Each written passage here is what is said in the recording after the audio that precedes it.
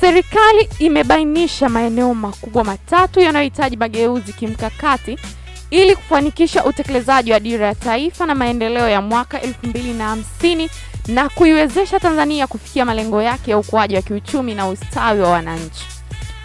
Waziri wa Mipango na Uwekezaji Profesa Kitila Mkumbo amezungumza hayo siku ya jana wakati anazungumza na waandishi wa habari Ikulu jijini Dar es Salaam, na amesema kwamba Tume ya Taifa ya Mipango imebainisha na kuthibitisha maeneo hayo kuwa nguzo kuu za mageuzi kutokana na mchango wake katika harakati za maendeleo katika sekta nyinginezo.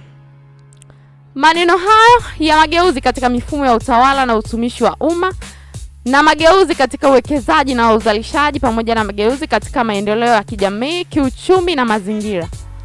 Kwa mujibu wa Profesa Mkumbo, maeneo haya yatapimwa kupitia viashiria 142 vya utendaji ili kuhakikisha matokeo yatakayotarajiwa yanafikiriwa.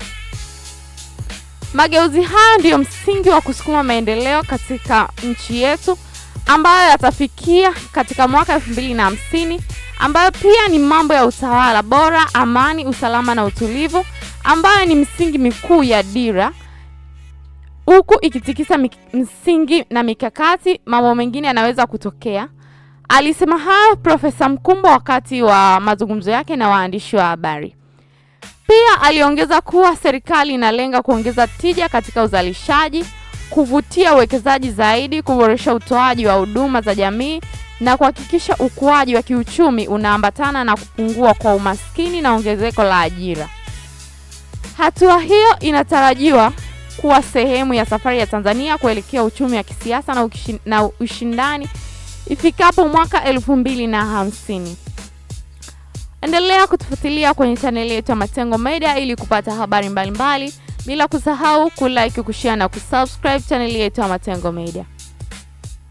Mpaka wakati mwingine, bye.